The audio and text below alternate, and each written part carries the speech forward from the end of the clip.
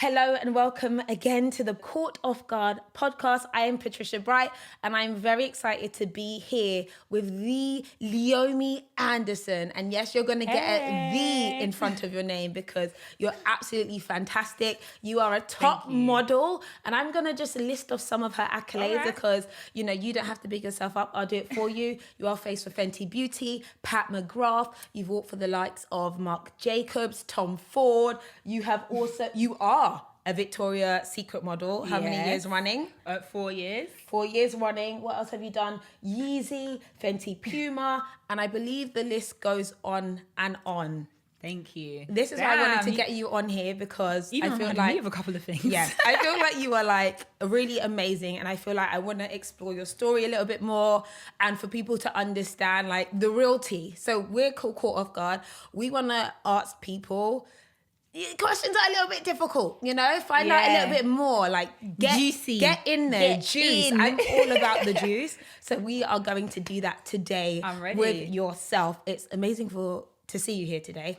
And where have you come in from? Literally, I'm just down the road, not far from you. Nice little drive over. We're both South Londoners. Yeah, I love it. Yeah. We never knew each other growing up. No, but I feel like the vibes were there though. As soon as someone says South, you're like, yes. There's a connection. I feel like Londoners have this thing where they're like, which bit are you from? North, South, East, West? And you're kind of dismissive. Yeah, when you're like, when I hear North, crickets. Disappear. I'm the same. You also have your own brand. Yes, LAPP. I do. We're going to get into this some more. So I also really care about like female entrepreneurship and how people hustle, make money. We're going to talk about what's in your wallet. I will. Let's get into it. And I feel like it's really exciting I want to hear more about LAPP and everything you're doing there. All right, so before we get into it, I want us to do an ice shaker. I'm going to ask you a few questions that are a little bit like... All right, I'm ready. Hard to answer. And you can answer as candidly as you want. This is a safe space. I do feel very safe. Now, you're obviously a model in the modeling industry, and it's not known for being the most friendliest. And this is going to be kind of a hard one, but... No, throw it at me. I'm ready. Who's the biggest bitch in the industry? And if you can't say a name... What's the bitchiest thing that's ever been done to you? Oh my gosh. Okay, so can't name names because they're huge. They're huge. Oh, the bigger the bitchier then. Well, you want to know what? It's not always necessarily that way, but in this case, it's just like, oh my gosh, really classic. Yeah, so basically, they called me a drag queen. Yeah, okay, not necessarily exactly like that, but it basically was that, and it was just like, wow. What, ouch. to your face? Oh yeah, no, to my face. So basically, I met said person the week prior. Everything's all good. Oh, you're so beautiful. Da, da, da, da, da. Like, we need to do something together. I'm like, great. Oh my God, amazing. Then fast forward a week later, when now the jobs come about and we're working together.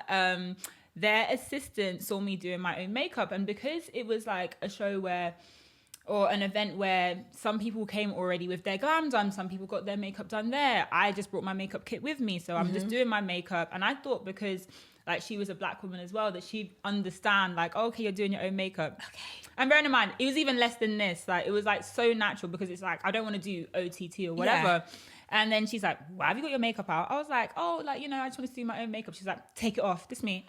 Hold on, this is a model. No, this is the person's assistant. Okay, so at the time I don't even know. I'm like, who's this random lady or whatever? Yeah, like, she's like, take it off. I was just like, nah, I'm actually so good. Like, I'm just packing away my makeup. I'm like, I'm sorry, but like, some people have full glam, so I don't understand why like me doing my natural makeup is an issue. She's like, you look old. This is me. I'm not being funny, you think, yeah, but you don't even know how old I am. I don't even look my age. So like an hour later, I see said model. And obviously I'm thinking last week when I see you, everything was all great and nice. This time, went to say hi. They were like, your makeup, you need to take it off. You look like a drag queen when you wear too much makeup. The only reason why you look nice now is because my assistant told you to take off your makeup. And I was trying to say, actually, this is the same makeup, because she was basically saying how I look now is better than how I apparently looked before. But I didn't change anything. And bearing in mind there's bare people there, I was just like, There are times where you just want to be like, just shut up. Like, it's none of your business. But obviously, you have to be professional. You can't. But really, the instances where I want to say something is usually to do with like hair and makeup artists, because that is just like...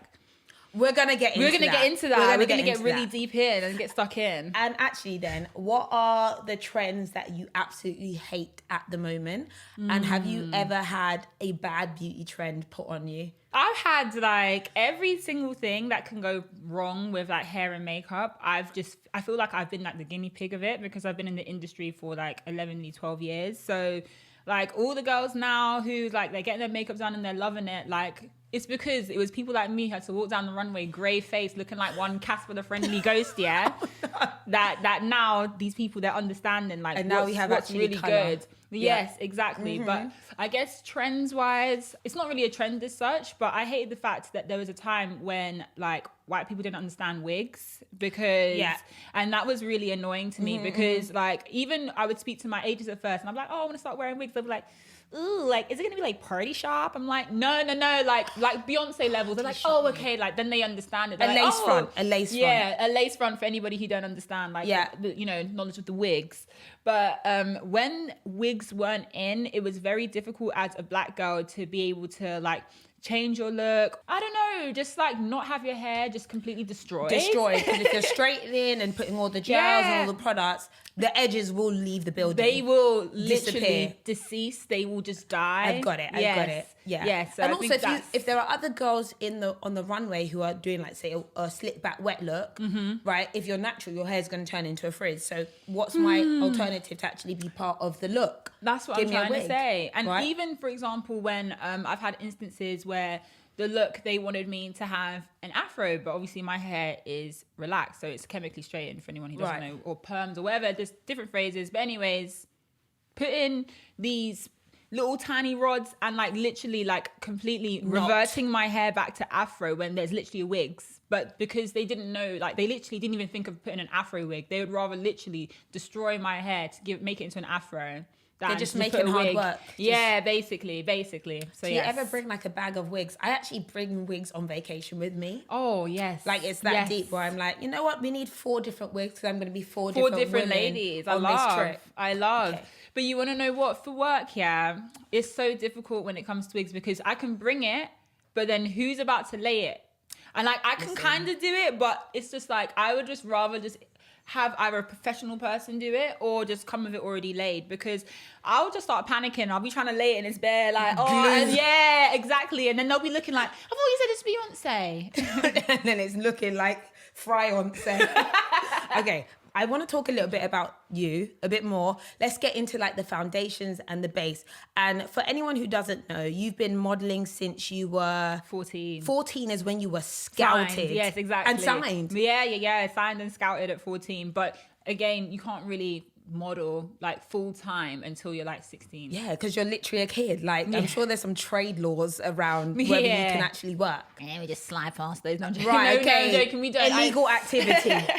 No, honestly, my mum was really good about that because she didn't want me to miss any school for work, so I didn't really have to do too much. So I'd shoot on the weekends or maybe like a half day here there, but it was nothing like crazy until I was 17 years old and I went to New York for Fashion Week. Okay.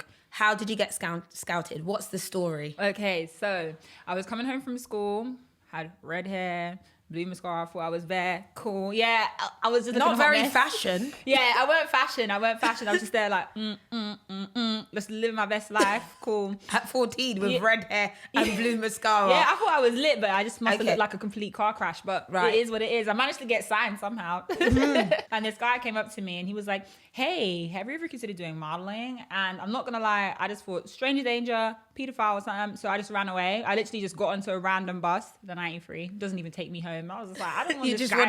Yeah, I was just like, ugh. Because I was just like, that's just weird. And so many people used to come up to me and say it, but I just used to think, you're just saying it because I'm tall and skinny. Like, oh, you know when you see like a tall boy, it's like, oh, he should do basketball or something. I was just like, cool, tall girl, model, haha, whatever. Yeah. And then, so were you tall at 14? I've been basically the same height, yeah. Wow. Yeah. Okay. Since you want to know what my sizes on my card have barely changed. Like the height, I've always been 5'10" and a half. So, okay. And the thing is, I didn't even think I was that tall. And now I'm realizing I must look like a freak at 14. At 14, yeah. 5'10", you know. Wow. Yeah, 0.5. Okay, 0.5. We need that 0.5. And then the next day he came back and I was like, oh my God, definitely strange danger. He's like, no. Like, give this He came back? Yeah. To find you? Yeah, to find me. Yeah, literally. Bus stop. I bet he saw like dollars in his eyes. Yeah, like, I think so. Ding, ding, ding. And you want to know what? No, and I love him. I still speak to him now as well. But like, his persistence made me think like, maybe this is actually something real. Okay. But then I still never called though. For like 3-4 months, I never went in. I was just like,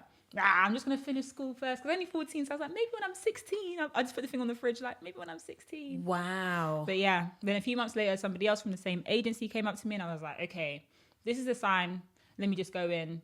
Fake Gucci belt, quiff in tow, Primark shorts, vest, Pratt and tights. I was like, hi guys. Like, what? So 3 times you were scouted. That's not just like a one-off. Clearly, there was something that agents saw in you to be like, right, we want you. And I know this might sound weird, but they're like genetically weird or genetically different. And there's obviously something that makes them look a certain way. The stature, the bone structure, facial, something. There's like, you're just going to be a model because of the way you look. And I've seen like so many like Asian models and they don't look like their average population. Exactly, they look like an anomaly. Exactly. So I get when someone sees someone and they're like, you look like this anomaly. Something in the nicest way. No, in the nicest I get way. it though. I get Not it. in a horrible something way. That's different that catches somebody's eye, like whatever it may be. Because I've been seeing some models and I'm just like, so yeah, I've done that so many times. I've literally gone like, what is this?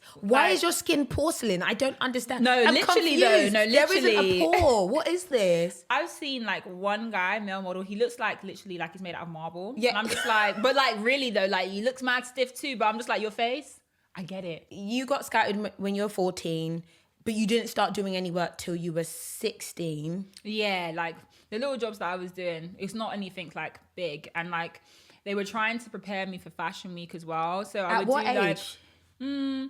I guess the first time that I traveled by myself was when I was 15.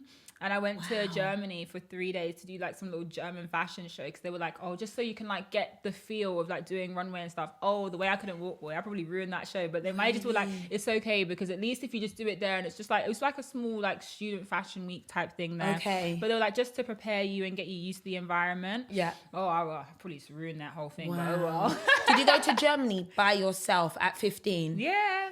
What did your mum say about that? So I know your mum's of Jamaican heritage. Yes. And I know what, parents can be like, from the Caribbean, a bit like strict, like you're not going anywhere. You want to know what? My mum is like so like very like hippie, more free, yoga, like Fallon Dafa, like, oh, she's just like, you know what? Like, just if you want to do it, do it. Go and be free and just like do something because she just trusted me and she trusted that if I wasn't happy as well, that I would speak up. So I think that my mum and my dad was just like, what? My daughter's a model? Oh, yeah. Amazing. Love proud. it. Cool. Like, yeah. My parents are very just like free with it. So I think that gave me the confidence as well that she wasn't scared or she didn't show me that she was scared anyways. So I felt like, you know what? It's cool. As long as I can always call her if something goes wrong, great. So you didn't go to college or did you? Or I did. You did? Okay, amazing. But you were probably doing college and like working as a model at the same time. Yeah. Was that weird? Did people ever wonder like, oh, where's Leomie? But like, oh, I'm in Germany. Yeah. Modeling. When I first started college, it was kind of like some people knew or I'd like tell some people, but it wasn't really like a big part of who I was. I saw myself as a college student. Then I feel like before I started the second year, I missed maybe the first 2.5 weeks of college because I was going to New York for the first time for Fashion Week. Right. So when I came back from that, that's when people were like, wait, what? Like you were gone for like the whole of summer basically, like you're in New York, like were you staying in a hotel? Everyone thought I was rich. All of a sudden I'm like, I'm actually poorer because of that trip actually. I'm actually in the minus actually because people don't understand that with modeling it's like we're going to get into juice. I'm going to give you the juice. At 17, you went to New York for your first like Fashion Week. Yes. I think I've heard your story. You talked about like staying in a model house. Can we get into what it was like in a model house? I'm gonna give you the real tea. And that first experience. And how does it work? Because I remember you were saying that you have to pay to be in the model house. Yes. And you have to pay for everything. Everything. And you might not make any money or something. So let's get into that. Oh my gosh. I remember being on the plane there and I was visualizing like an America's Next Top Model kind of situation, like kind of like a glass penthousey type thing, colorful beds, pictures of supermodels on the wall, like, ooh, eating popcorn with my girls, like, oh my God, this is so lit. Oh my God. When I pulled up to the house, I was like, maybe the inside's better. And it's 4 to a room. There was 12 girls, 2 bathrooms. The bathtub even had a dirt ring. I was just like, oh no. Like, yeah, it was just like, oh my gosh. And not what you expect the glamour of modeling in New York to be. No, because even though I'd seen pictures of the place, the way the pictures is like a complete scam. It was a catfish. Like, yeah. They made it look so light and airy and beautiful, but it was just like, not nice. But I was like, cool, whatever. Like, I'm still in New York. I was still super excited to be there. Who paid for the flights? You? Yes. Or the agency? So basically, how it works with starting as a model, you have an account with your agency. So, of course, you haven't made any money yet. So they're keeping notes of every little thing. I'm talking about even if they buy you a sandwich, you'll see $4.99 Pret on your thing. Yeah. So I'm not even joking. I learned this the hard way. I was once signed to an agency. Not as a model. I was like special bookings, whatever. You'll know, boy. And I realized that a lot of my money was like disappearing. They were getting taxis to send me stuff. No, I will walk there with my legs and pick it up. Yes, that's what I'm trying to say. £48 for a taxi. Yeah, those for couriers. Yeah, no. It's a joke. And like what people don't realize is that like even models, because they don't tell you properly. And that's the thing with modeling. Everything's just like, you just have to learn the hard way. Smoke and mirrors. Yeah, it's completely smoke and mirrors. So every little thing is just going onto your account. So you're just going minus. Flights to New York, your rent, $1,600 a month. And I'm sharing with 12 girls. $1,600 a month. And that's almost like 7 years ago. Yeah. So why is this not a penthouse in Manhattan? This is what I'm trying to say. That's why there was a lot of confusion caused. You know that's a business model. Yeah, I bet they're skimming off the top. They probably own the building. Yeah, probably they do. all you girls cut out rent. Yes. That's what I'm trying to say. Like, it's very much like models are just seen as a way of making money. Like, once you realize as a model that you're seen as a commodity, you're not seen as necessarily a human being. Wow. That's when you start realizing I need to just boss up and I can't just be trusting people and thinking, oh, this person's my family because they helped me get signed. They're not your friend. Nah, you're just a cash cow. And I'm sorry, but of course you can make friends along the way in this industry, but like, just always go into it knowing that people are usually looking at you thinking, what can I get from you? Whether it's your face, your body, like whatever it may be. Connects. Like, whatever it may be. Like, honestly, it was just like, okay, let me just tell you this one last little funny thing about this one apartment situation. So cool. The next day, we had to bring our suitcases into the agency because they wanted to like go through our outfits. Because remember, this is our first time with new faces. They don't want you rocking up just wearing any old outfit to go see Calvin Klein or whatever. So then afterwards, obviously, a lot of girls, their whole suitcase was a no. And they were like, we need to take you guys shopping. So I'm all like, oh my God, this is so America's Next Top Model. But then something in my head was like, nah, Leomie, let's just remember what this is. And you'd think 17-year-old girls, take us to Zara or H&M. No, Saks Fifth Avenue, Bergdorf Goodman. By the end of that day, some of the girls were like 5K in debt. Michael Kors handbags, Gucci heels, everything. Because they're like, this is how a model should look. But it's all going on your account. So already, if you've already been there for like 1-2 days, you're already in debt for like nearly $8,000. Because they think that, oh, they're just taking me shopping. Yes. Yeah. And they're thinking as well, if you're paying for this, that must mean that you think I'm going to make more than this. But that's not necessarily true. There's some psychology here. Yeah. That's what they're doing. Yeah. Some trickery of the mind. Yeah, the way the girls are there spinning around like Carrie Bradshaw in the change rooms. I'm like, they're like, do you want to try on this Alexander Wang t-shirt, Leomie? I'm like, I'm so good off that. I was like, I have a white vest at home. Thanks. I just want to go home. I was not happy that day. I remember just thinking, this is weird. You just realised, let me not do, it's the South London in you. Yeah, that's what I'm trying to say. The South London in you told you. Something it right. Let me not spend this money that isn't mine. Thank you. Nothing is free. That story is crazy, but you've kind of made it out alive-ish here. Yeah. But I really wanted to explore the kind of mental health side of the modeling industry, because obviously the whole thing is focused around looks and status and acclaim, and everything can look very glamorous. How do you deal with that, pressure on your physicality? I came into the industry with like my mum's kind of words and my mum's teachings behind me. She always told me that I can take constructive criticism, but just to know who I am as a person, and to know that no matter what someone is saying to you, if they don't know you as a person, all they can comment on is like the bare minimum that they can see and know about you. That's not who you truly are as a person. Modeling in general, it is definitely not for everybody, because the amount of rejection that you face, and when you get signed, you're told, you're so beautiful, that's why we want you to sign with us, you're going to do so well, you're going to do all these things. Then you actually get put into the industry, and then all of a sudden you're being critiqued on your body. And this is like young girls, and things have changed a lot in the past like 10 years for sure. But when I very first started, it was very normal. Like, do your measurements, get told, yeah, you need to lose weight. Oh, I can see in your face that you've gained weight. The thing I think that was the hardest was Fashion Week, because you go into it and you have all these dreams of doing all these big shows. You're going to castings from like 9 a.m. till 9 p.m. up to like sometimes 20 castings a day, just running around the city, and you have all these high hopes. It's a new place, you're so excited to be there, and then you just kind of get worn down like day in, day out. Even for me, like people see me now and they think, oh, she's always been doing so well. But there was a time for me, like my first show season, in the span of 3 weeks, I probably went to like 200 castings. Out of those 200 castings, I got one show.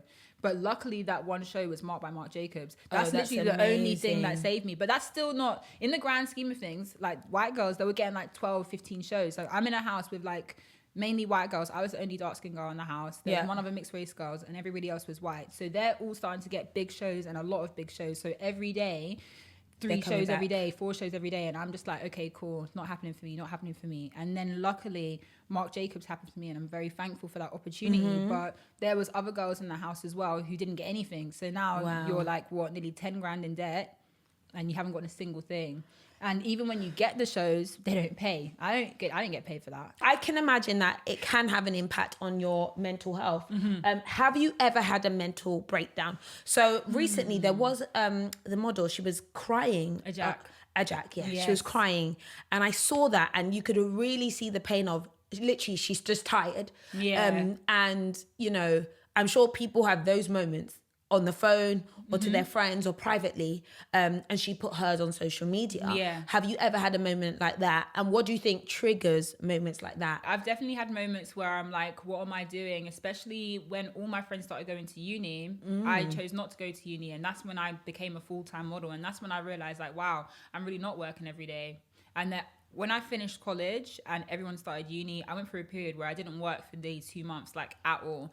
And that's the thing with modeling as well. There's so many different variables as to why you're not working. And only once I went into my agency and I'm like, yo, like, I'm not making any money. I'm not working. Like, hello, like, what do you guys want? Yeah. And then all of a sudden I got ASOS. And then once I got ASOS, that was a regular check for me. But it was only because I started speaking up, and then like, oh, wow, okay, cool. We need to like do something, like get things moving for her. And that's when things started to pick up. But I literally had like £50 in my account, and for 2 months I'm like, can you imagine the pressure now as well? The girls are like wanting to look good for gram, and then the bank account does not compute, is depleted, does not compute. People have this assumption of you already. Like, if you're a graduate who comes out of uni and doesn't necessarily have a job, people feel sorry for you, and they understand that like you've gone through all this education, blah blah blah blah blah. But with modeling, people are like, well, all you do is like walk up and down the runway anyways. You probably got paid £1 million for that anyway. And I'm like, no, like the assumptions are so wrong. And like, as a model, when you speak up and say that something isn't as glamorous as it looks, people just automatically just think, they just brush it to the side. And I think that's probably the thing that really just made me feel so mentally down at some periods of time, because especially you have your family. I look after my family. Wow. I look after a lot of people in my family, and I just had that pressure on me of like, okay, like I need to be consistent so I can be consistent to be able to help them. Yeah. And that just made me feel really down at some periods of time. So what have you done, or what do you do if you ever feel like you're going to be in like a mental slump? Can you prepare or see it? Or when you're in it, what do you do to get out of it? When I get into those modes, like I wasn't working. So I'm like, okay, what can I do that I can be fully in control of that could possibly get me to a better place? So when I wasn't working, that's when I started my own blog and platform, Crack China Cup. I was like, I like to be busy. I actually remember that. Yeah, I was like trying to do my own little thing. Do you know what I mean? Like, I was just like, I have to do something. I can't just leave my fate in the hands of these people. And so I just try my best to occupy myself and just get excited about something. I get excited when I've got a new idea or a new passion and I'm like doing the groundwork and working on it, that makes me feel happy and it makes me feel like I'm in control of my life. And for sure, usually with modeling, you don't really get those moments of actually feeling fully in control, because even when you get something good, they make you feel like we did all this work and now we're handing it to you. That's kind of like the vibe that sometimes you get. But obviously as you get older, you realize like, actually, no. Yeah. I think what's really important when it comes to mental health is that element of control. Yeah. And actually you can do something about it. And I think even as a freelancer running my own business, that kind of thing of like, what's going to happen with a client? Is it going to happen? Is it not going to happen? I even recently just had to shut certain things down because I was like, you know what? You guys are messing my time. You're messing with my mind. I'm not going to do this. I need to take my control back. Good. And usually when you're like proactive about where you want to go, it makes a huge difference in how you feel. And at least if you're doing something, it's better than doing nothing. Exactly. I'm presuming. Because imagine just sitting down for like 2 or 3 months, like waiting. Literally waiting for the phone to ring, and you just feel stupid. You feel stupid. Yeah. You feel like, wow, like I could have just gone to uni and been busy. My friends are having so much fun. Yeah. And then I was like, Leomie, that's not the path that you wanted for yourself. Remember that. And remember that you chose this path because it's what you wanted to do, not because they told you not to go to uni. You decided for yourself. So when you have this free time, let's just do something that's productive, something that makes you feel good about yourself. And that's when I started my blog. And then, you know, ASOS came, so I was doing that. And then things just started feeling a little bit more like, okay, I know why I've decided to do this now. Let's talk about social media as well and the impact on mental health. Obviously, you're very, very vocal, and I feel like it's amazing to see how vocal you've become. Furthermore, I haven't mentioned this, and I really want to mention this. I watched on YouTube back in the day. I'm talking about like 7-8 years ago. And literally. I was doing something with like Galaxy chocolate. Yeah. It was Yeah, really random. It was like was. Galaxy chocolate.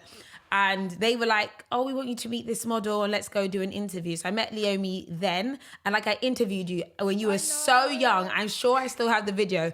I had no clue what I was doing. I had never interviewed anyone before. But it was nice. It was like actually really nice. It was really nice. And it's so nice to see our glow up. Oh, yeah. And We've definitely glowed up, boy. It's such a journey. Now I see how spoken you are, one, about the industry and also about some of the things that you're doing. And you use social media a lot to kind of talk about things that are important to you. Definitely. Do you think that is something that helps you when it comes to your mental health, or is just something that's valuable? I think that it definitely helps me because when I have my down periods, I always think to myself, like, how can I help somebody else who might go through this in the future? And that's one of the reasons why I became just so vocal about like what models go through and then ultimately like what women go through, because I realized that by me being quiet, I'm not helping anybody. You don't help anybody when you don't speak up. You don't help yourself. You don't help anybody who then comes into that same space later on in their lives or whatever. Like all you do when you keep quiet is like keep it inside, you keep harboring those feelings, and it just makes you feel so down. Once I started speaking up in those situations and realizing like, okay, I can actually change something for myself if I just say something, even if it's something so small like, oh, this hair product doesn't work for my hair, or oh, is it okay if you can try and warm up my foundation? Like even those small things to me felt like victories. And then I realized that once I started being more vocal, now if another black girl comes and sits in that makeup artist's chair or that hairdresser's hair, maybe they won't go through the same thing that I went through because I've said something now. And so that was how it kind of started to build, and it did make me feel better because it's just like finally I felt like a weight was off of my chest. Your skin color shouldn't feel like a burden. And not that it felt like a burden, but I was very aware that I am different to this girl, and it's literally because my skin is different. If they're not going to look after me, I need to look after myself. And so did you find that speaking on social media about that has brought a change? I really feel like the whole industry has gone upside down. Literally in a like few years across the board, like even me as a blogger and I'm working with beauty brands, I am booked and busy. Real booked. That's what and I love even though. now, like when I go to Paris Fashion Week and I see the runway and I'm like, this runway looking hella brown, like it's looking nice. It's far more diverse. Even like it's brown, it's Asian, it's black, it's white, it's so many different, even different sizes are starting to pop up here and there. And I do think the impact of social media and people saying this cannot be like this, it's not normal, is really creating this change, which is absolutely fantastic. 1,000%. I think that social media has been monumental and it's just like such an iconic thing to happen in our generation, because it actually gave a voice to marginalized people like us. It gave a voice to the consumer. And that's the thing with fashion used to be seen as this like mystery world, very elitist, very like you can't sit with us, right? Yes. But then once social media came around, the consumer all of a sudden had a voice, and that's what I loved about it. That's what I love about YouTube and everything. It's the consumers who decide. You can't tell us anymore what's cool. We'll tell you what we like. Exactly. We'll tell you what we want, and we spend accordingly, which is fabulous. Facts. Okay, and sticking on social media, let's just talk about the shallow side of it. Yeah. Is there pressure, especially I noticed with the models, one to look like super hot or like you're having the most amazing time. It's almost like this like competitiveness I see with people. So even in your industry, you're kind of all competing on social. In every industry, people are competing. 1,000%. Like, is that pressure? It definitely is for some people, a lot of pressure. And what you need to understand is that, like, obviously not every situation is like this. Like, my girls, they're lit, they've worked hard to get to where they are. So when they're living their best lives on their birthdays and stuff, it's genuine. But I know a lot of girls who, when they're going to the Hamptons and like on yachts and stuff like that, and people are seeing that, they're going with promoters, they're going with men, they're going... Do you know what I mean? It's a little bit different. That's why I always say to people, like with social media, just don't take it as someone's actual first-hand life. Like, this is not exactly how they're living. This is just what they want you to see. This is just a representation of how they want you to see them. Are a lot of horror stories I've heard. Oh, let's get into the horror. When you hear, like, you know, some of these yacht parties, some of these experiences that a lot of the girls are being manipulated and they have to do certain things with certain people. I'm talking about older yucky men and I don't want to go too much into detail. No, I get but you. I know there's almost a lot of coercion. And this is why I'm all about women having their own. Facts. If I'm getting a yacht, I will pay to be on that yacht myself. I don't have to suck a dick. I don't want to have to do that. I want to be able to leave if I feel uncomfortable. Me too. I want to feel safe that nothing's going to happen to me. There's definitely instances where that happens to young women because they're vulnerable and they're already far away from home. I think that what people need to understand about modeling as well is that, like, it's not just a job, it's a whole lifestyle, and it's very hard for people to keep up. And I think it starts from small things. So there's girls who will come to America, they don't want to have to live in a model apartment, or they sometimes feel it's too expensive and they can't afford to live there. So promoters sometimes have model apartments too, but to even live there, you have to go out partying 4 times a week. So if you're already in that situation, you're sending money back home, you don't want to have to pay rent, now you're living with a promoter. If he starts doing all these trips and whatnot, showing you a lifestyle, you just falling head over heels into it. You're already living with him for free, and now you're going on these trips and stuff. So then if he starts introducing you to, like, people who don't have good intentions, you feel pressure because it's like, okay, I'm already living with this guy, and now he's introducing me to somebody else he's putting me in a very awkward situation. Like, how do I deal with that? And for some girls, it's just easier to just sucked in and you get messed up. And it happens. Control is so important. Like, being aware of what's going on and being prepped and having your own, I think, is essential. It is essential. And I'm presuming that if they don't have enough money, sometimes they've got to have a side hustle, and that side hustle might be waiting tables, but you don't really want to be waiting tables. Some will do it, or doing some Deliveroo, or do some Uber driving, or sometimes you have to hook up. Because I know there's a lot of this going on. And you know what? I'm all for getting your coin, to be coin. Get your coin. You need to be sugar baby. Be happy and safe. That's it. That's the thing. Happy and safe. If you're going to be a sugar babe, be a good one, high level and safe. You're seeing now the models who are well connected. They're from rich families. Their family's already famous. We're not going to say names, but we already know we are. And then there's the models who... You know, we know of the Kate Mosses and the Naomis who came from literally ground up from yourselves. And there's so many of, like, these Russian girls who've been picked from obscurity from some random village. And they're trying to send money home. Everyone's just trying to make a living. And then if you are that, you've come from that. And then you're almost up against these girls that have everything. Is it very difficult? And does it cause tension in the industry?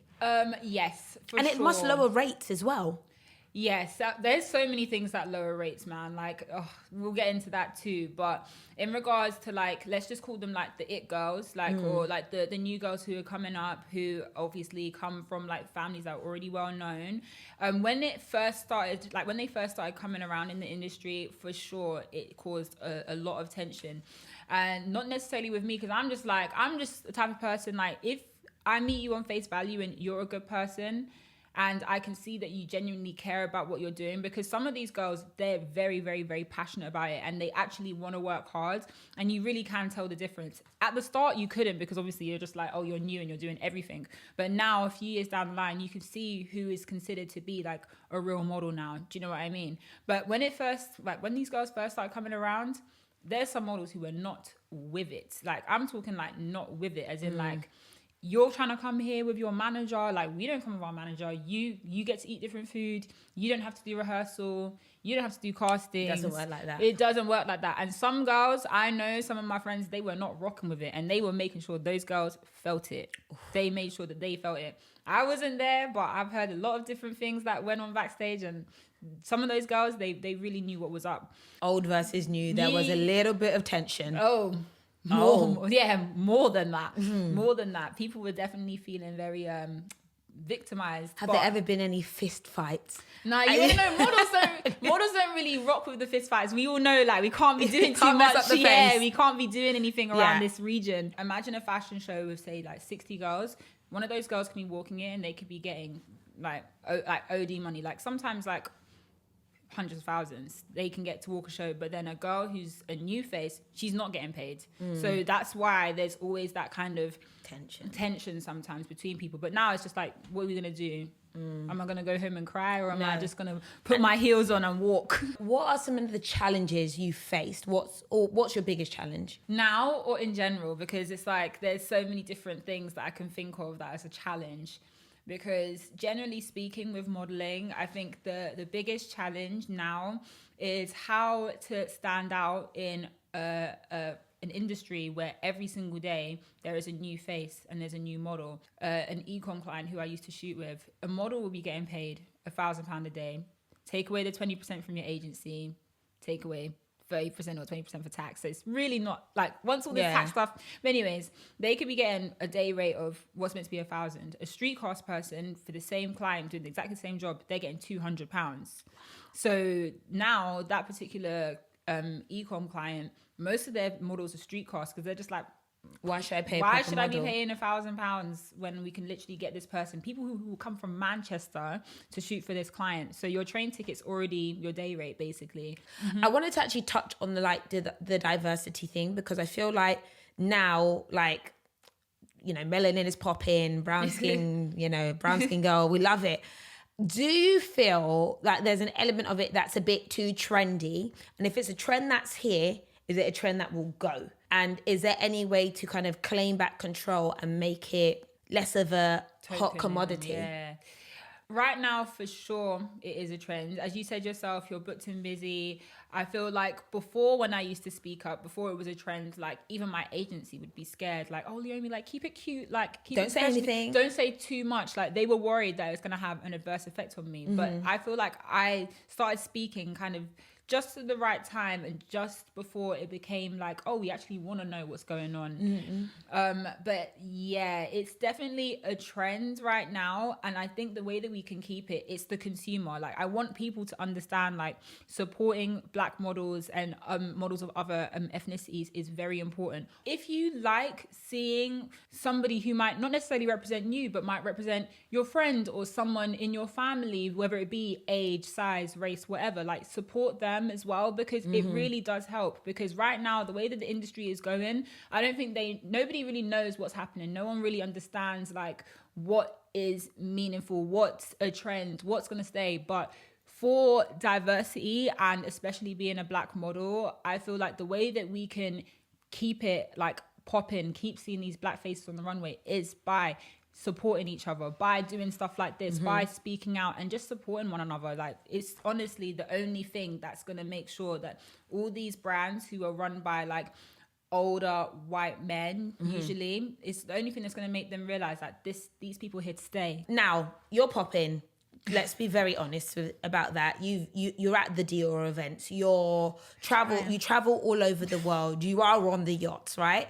You do have the lifestyle. How do you stay grounded? I'll go to these events. When I'm coming home, I'm going to link up with my friends the same way that I used to when I was just driving my little Mini Cooper, the same way that I used to before I even had a car, before any of this. My life hasn't changed. Like, my life outside of modeling hasn't changed at all. I enjoy the industry, and these events and stuff is cool, but it's part of my life, yes, but it's not me as a person. This is just something that I have to do in order to keep relevant, to have content, to meet the right people, yes, but it's not me. Yeah, exactly. Whereas for some people, it really is them. Like, they get upset if they're not invited to these events. They feel like FOMO. Even my industry as well. Yeah, of course. People be emotional, like, why didn't I get to stay in the nice hotel room, and complaining like, why am I not on this trip? Like, it's really not that deep. Yeah, it's not that deep. I just want people to understand that, there's the glitz, the glamour, but like, you need to stay grounded, or else actually all this glitz and glamour, one day it's just going to fade away and you're going to realize I didn't do anything with this. So I was reading somewhere that you used visualization to secure your Victoria's Secret job. And I'm so into like The Secret and thinking about what you want and being positive, and that actually you can achieve what you put your mind to. Tell me a little bit more about that and how you think that actually worked. When I first got Victoria's Secret, some people might know this, some people won't, but it was actually the third audition that I actually got the job. And the first 2 times when I went in, I wanted it so badly. And even though, like, looks-wise, I looked the same pretty much each year that I went in. But when I went in, I still had this tiny little thing of like, if you don't get it, it's just because like you're just not ready yet, or you're not sexy enough. Like, I couldn't visualize myself walking down that runway. I'm like, I look so like, I'm kind of like tomboyish and awkward. I'm like, do you even think you could like do that? The third time, when I went to bed, I would literally like close my eyes and see myself walking down the runway. That's when I got my first weave as well. I was like, no, these people need to see it for themselves.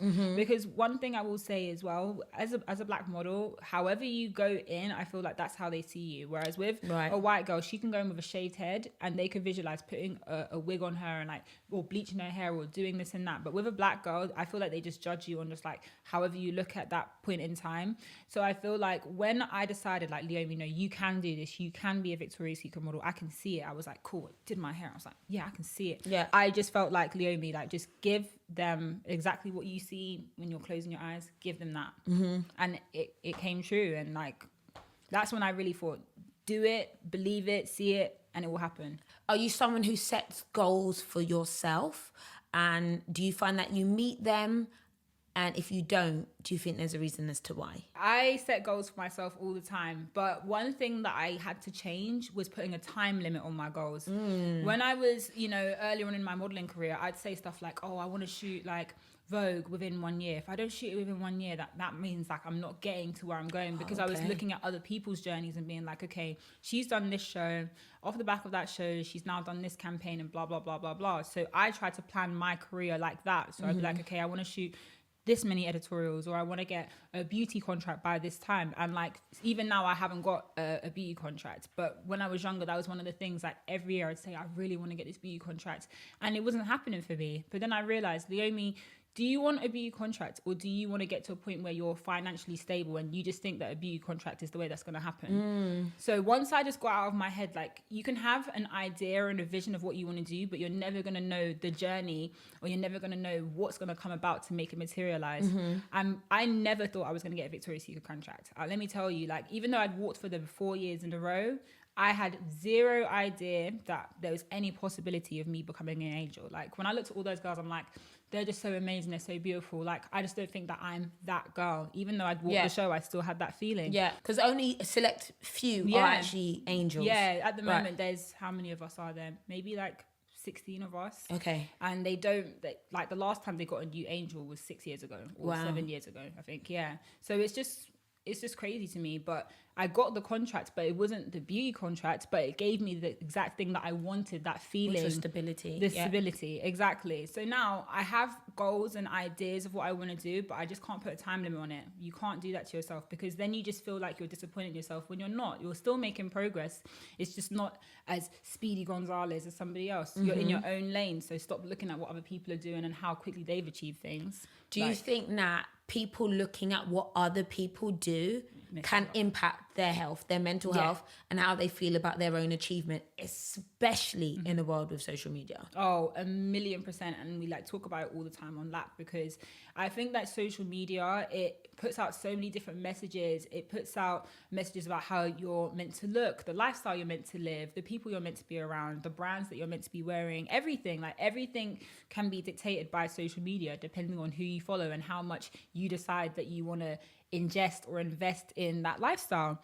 And I think that it impacts mental health so much, because it makes people feel inadequate. It makes people feel like, oh my gosh, Kylie Jenner, she's got XYZ, she's doing $1 billion brand. Yeah, this, that. And like, oh my God, her brand made this much in a year. So if her brand can make $1 billion, then my little brand should be making like at least 100,000 or 200,000 the first year. It's like, don't try and like compare apples to oranges, because everybody is a different fruit, okay? I always say comparison is the thief of joy. It is. You have to like stay in your own lane to 1,000%. kind of stay sane. Don't watch left, don't watch right. Your journey is yours. You can't, because everybody is unique. Everybody has their own journey and their own path. And who's to say that you're not going to get something even better than that person, but you might have to just go through way more shit to get there. And it might happen at a different time. Exactly. And I've seen this happen even a lot. Like there were times where I was like, I wasn't big, I wasn't popping. I was just doing what I was doing. And then I'd see all these people who are like the biggest, the most popular, they're at everything. And I would look at them and be like, oh my gosh, like look how amazing they're doing. I'm not doing as well. And how tables completely flip. Like this is why you have to respect everyone at every level. Oh my gosh, facts. Every level, because you do not know what can happen in 3 years. Every level. Treat everyone with the same level of accountability. And what I love is when you see the people who are up here and when they drop pew, all the way down, so it was, they forgot, they didn't know who you were. Now they're like, hey. No. That one is the worst. Treat everyone the same at every level. That's facts. Very true. Okay, so you've mentioned LAPP a fair few times. Please explain what that is, because I don't think everyone knows. If you don't know, you should know. LAPP is my clothing brand and platform. LAPP stands for Leomie Anderson, the project, the purpose. And it actually started because I wrote a post on my own personal blog, Crack China Cup, and it was basically about consent and the pressures that young girls are under to send nudes. And it just kind of went viral. I was like, what? Like, when I put it out there, I didn't know what to expect, but Who was sending nudes? Basically one of my followers DM'd me and was like, Leomie, can you write about this? Because like, I feel like so many girls are just like, they don't have something or someone just giving them the real on it. And I just basically explained to these girls, like, you're not a prude if you don't do something. Don't allow someone to pressure you into doing something that you don't feel comfortable with. And I have like young cousins and stuff. So I was like, I felt so happy to put something out there for them. And so off the back of that, I realized that I wanted to do something for young women. I knew I wanted to create a space for young women online where they could just get the real. So anyone can write for LAPP. You don't have to be a professional writer. And I feel like that niche just made it such an open and honest space for people to be able to talk about anything. And obviously I love fashion, I love clothing, I love designing, I just love the whole business of fashion. So I always knew I wanted to do something along that vein. So I started doing like t-shirts and collections that kind of highlighted women's issues. So I did the This Pussy Grabs Back hoodie that Rihanna then wore to Women's March. I remember when Rihanna wore that. Yeah, that popped up. I was like, you had t-shirts as well. Yes, I had t-shirts. I bought the t-shirts collection. when they came out. Yes, exactly, you did. And then it's really grown. So obviously you had the platform, which you do have the platform, which is the blog and the writing and the messaging, and then you have the clothing side to it as well. Yes, we love a little bit of entrepreneurship. I'm just trying. We've got Rihanna wearing hoodies. Yes, I was so happy. I don't think you understand. When people started like tweeting me this picture, I was like, oh my God. I was like, oh my gosh. It was even some blurry picture. I was like, yep. I posted the blurry one straight away. I'm like, yep, Rihanna's wearing my thing. And then when she posted on her page, I was like, oh my God, thank you. My prayers have been answered, because I basically shot for Fenty in December and I just gave it to her then. Like, I brought it with me on set because I was like, this is like, I have to, like, what? Like, Hold on. This is a line. Leomie was prepared. She was shooting with Rihanna and she came and said, "Here, Rihanna, I have something for you." She didn't come empty-handed. Nah. She brought the sauce. I don't know what she was thinking in her head, but she doesn't understand that for me, it was like such a big deal because it was a brand that obviously I've just started. I wanted people to understand what it was about, and the message was really strong. And at the time, like those hoodies were selling like once a week, maybe if that. And then after she wore it, like completely sold out. Whole business drama. That was just a whole drama that I just couldn't keep on. Can we talk about this? Because I remember you recently tweeting about you've had some issues with your business partner. Yeah. So you had an ex-business partner. Okay, let's just get into this because I do find that some of us girls, we don't necessarily know everything about business, and then we do go into partnerships with people that we think are going to help us, and realistically they're not even trying to, one, let you know everything, two, they're doing something, undercover. And my goal for every woman, you need to know everything. Don't just do creative. Where's the paperwork? Like, are you on the deeds? Or you need to be on everything. And this is where like mistakes happen because sometimes we get left out or left in the dark, and we're doing all the fun stuff and the hard stuff as well. And the hard stuff and the creativity, and then they're taken off the side. What happened? Tell us the tea. Yeah, can't talk too much because apparently I can be sued even though I don't mention names or anything, but okay, whatever. I'm not going to get sued. Legal issues. Last year, July, obviously I didn't have my contract then. I'm just working, whatever, living my life. And you had already designed at least 3 collections by then. I designed. And the thing is, I still designed. And produced. Everything, and I was paying for everything out of my own pocket, from like the shoots, the e-com, everything. Like I was handling everything. And even at the beginning, it was me like mailing out stuff, doing customer service. I was doing every aspect of the brand. This time last year, July, I was like, if I try and drop another collection, I'm going to have no money. Because you were investing all your money into it. Yeah, I was literally investing all my money into my brand, and it was so difficult, and I just felt so stuck. I was like so down, and I was like, how am I going to be able to keep up with everything? And again, the pressures of social media and stuff, my brand looked so good and it was doing so well, the blog was doing well, but like financially it was draining me. So because you have to fund things in the beginning to get them started. People don't know you have to invest. Like really though. Before you turn around like those big numbers. Exactly. Yeah. So when he came along, I felt like finally a situation where I'll have the business infrastructure, and that's what he was offering me. So like the business knowledge, helped me do a business plan, and obviously he was going to pay for things as well. But really, in the end, didn't really pay for that much in the grand scheme of things, but I was still doing all the work. He made me increase the numbers that I was ordering. He told me because he was going to get me buyers meetings with all these different people. That didn't happen. So then we just ended up with such a big surplus of stock because he's the one that pressured me to order more, make more, do more. I didn't give him access to the banking. And those 2 things are the things that really like I'm so thankful for in this situation. And I appreciate everything that he's done for me. And we can't help sometimes that relationships just don't work out. So as much as it's been like such a negative situation for me, and it's made me feel so down, like so anxious, I'm not angry at him anymore. It's just that I want to just move forward from it now. Yeah. But now it's been 2 months that I haven't had any of my stock because he won't release it back to me. So here's the thing, right? When it comes to business and product making, you can only scale up according to how much you can afford or can't afford. And then sometimes you might need to get an investment. But actually sometimes a bank loan might be better than people offering you something. What do you want? There's no more sources. That's why I'm so thankful for this Victoria's Secret contract, because that's the only thing that would have made me like be able to afford to continue to invest in the business yourself.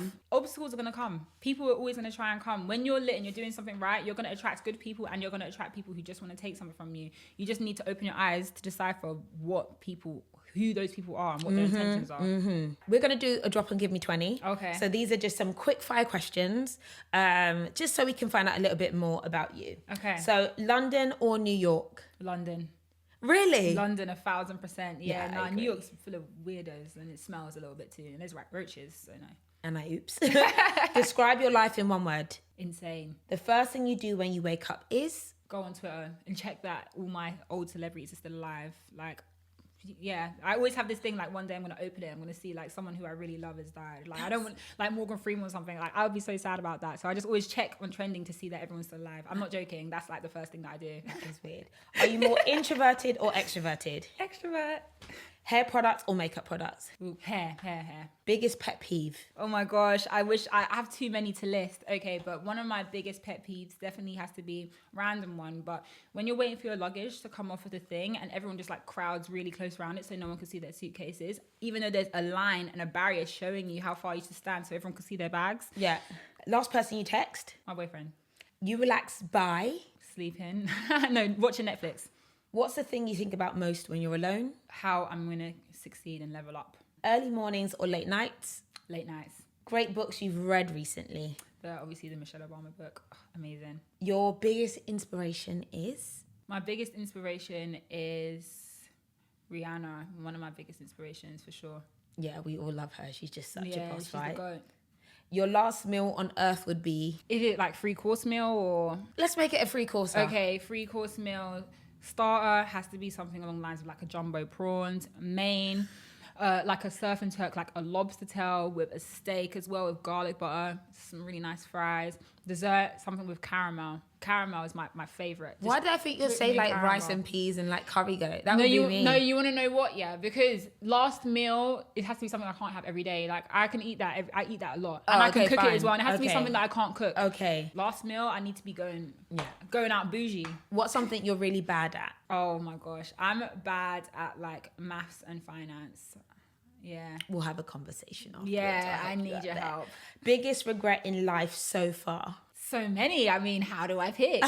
But okay, let me say biggest regret within modeling has to be doing this job. It was a hair job and allowing them to like cut my hair. And because I was too scared to say something, but they weren't actually meant to. That's probably one of my biggest regrets because I cried so much, and it could have just been prevented if I just stood up for myself in that point. So that's probably one of my biggest regrets. Like I always wish I could go back to that point and just say, Leomie, you're gonna make so much more money than what this job is. But at the time, it seemed like so much. You had to do it. Yeah, but it wasn't worth it because my hair was like destroyed for like 4 years after that. The one thing you can't live without is? Lip gloss.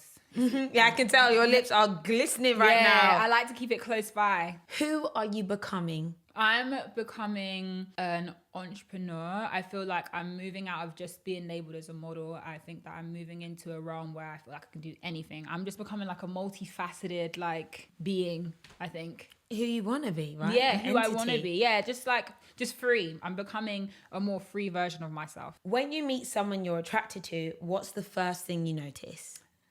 Definitely eyes, teeth, and kicks. Because I always be looking at kicks, yeah. Because kicks tell you a lot about a person. And their style. Yeah. But the thing is, like, style is one thing, but your choice of shoe is, like, a whole other thing. Right, so we're going to quickly address what's in your wallet. You know, we're nosy over here. Don't mind. We like to talk about this kind of stuff because I feel like people don't like to talk about money stuff. No, but and I think it's so valuable for us to address this in lots of different areas. Mm-hmm. So...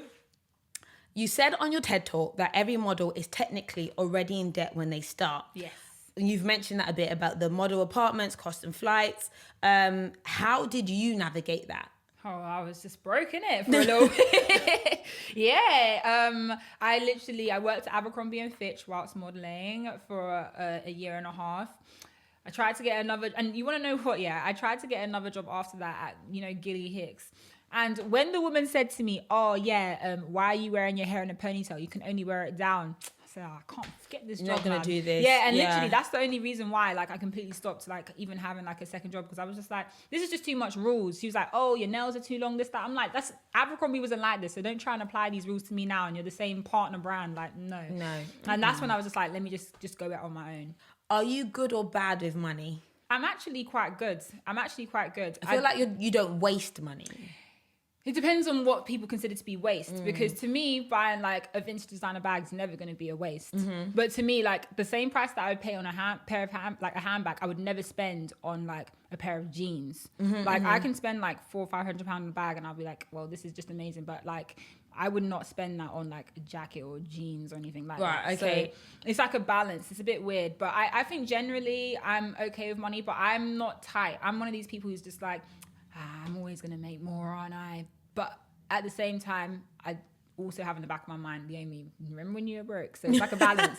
It's a balance. I think I'm all right. I've learned a lot. And is it because of the things that you've gone through that you've learned to be better with money? Yeah, because I didn't understand, like, imagine being like 17, you're trying to do your taxes, and nobody else in my family was self-employed. You know, my mum, even though she works in a bank, she's just like a bank clerk. It's just like, it was new to all of us. It was new to all of us. And all we were trusting was whatever my agency were like telling us and introducing to us. But really, what I thought was my savings. So when I was younger, I thought, yeah, I'm so cool. I've saved like so much money. Then this tax bill came and I'm like, wait, this is even more than what my savings. Like, how did that work out? Instant debt. Yeah, I was like, douche. Like, but you know every what? Single They time. don't teach this in school, They don't which teach is it. why, like, I have my new channel and all this stuff, which is about talking about this stuff love. that no one wants to share. When and how did you first start saving properly, or do you even save? Yeah, I save. That's the thing. Like, when I get money, it's almost like overwhelming, and the first thing I do is just like, I just put it away. Just act like this is all you've got. Once you start like trying to spend money beforehand, that's when things just go wrong. So I think that I am actually quite good with saving and appreciating the value of money. For example, like I don't have access to any of my contract money. Amazing. I don't even know. My accountant has an account that she holds onto it, and I just do it like that. I don't even want that money to even exist in my life, because I can be going crazy. I can really go crazy with it. And I started saving, I would say, well, I'm 26 now.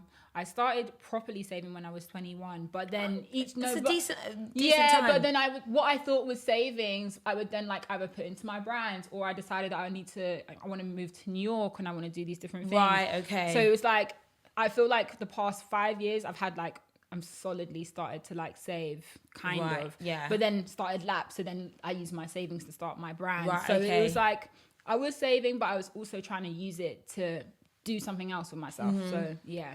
Well, there's definitely this theory about like having your like forever balance, like something in there just to protect you in a rainy day. And then obviously I love the idea of investing into your ideas and what you want to do. Yeah. But we also need a balance to put food on the table. Yeah, exactly. Well. But my one was just like, put it on in. Because here's the thing, as a model, like people thought I was making so much money, but it was just like, I was making good money, but like the lifestyle was expensive. And then trying to start a brand as well, it was like, that's why last July I was like, I felt like really like, cool, Leomie, what are you really doing right now? How many different streams of incomes do you have? So you have LAPP, you also have your modeling contracts. Do you have anything else? No, those are my two main streams of income right now. Obviously social media as well. I guess that counts because it depends on whether you consider that to be modeling, but some of the stuff that I do on social media isn't necessarily like fashion related. So I would say that social media is definitely one of my biggest incomes. Yeah. But I'm still like learning about like all of that as well, because it's still fairly new. And so new. As much as like I enjoy creating content, people need to understand as well that like doing the modeling, doing the brand as well, and then being asked to create like this amazing content, it can get a lot as well. So like 3 is enough for me right now. But I'm hoping, I want to like do beauty. I want to do so much different things. I just want to be on the cover of Forbes like this.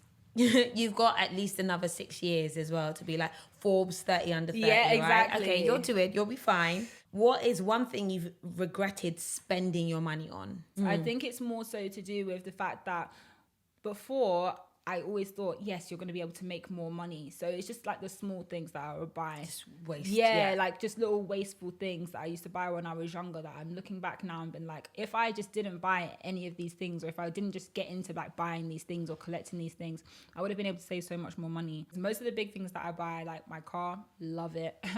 Love whipping it. Love just looking lit and fly. Could not have a bad car. That's not my vibe. Do you know what I mean? It's not my vibe. I need to have something that's just like, So I don't regret that. Yeah. Don't regret my fashion purchases. So I think it's just more little things. Yeah. They do. But I think that is a wrap from us today. I would love to hear like a final takeaway from you. That any advice that you want to give out to any of the girls or even guys who are out there listening, that you think is really important, like something you've learned in life. Take all the time in the world to perfect your craft, perfect your passion, and just take small steps. Every little step towards your goal will get you there. Do you know what I mean? Agreed. If you want to get somewhere, even if you're just taking one step a week, as small as it may feel, you're going to get there in the end. So definitely just don't allow the pressures of society, social media, and your own mind to allow you to feel like something needs to be done in a short amount of time. If it's meant to be for you, it's going to be for you.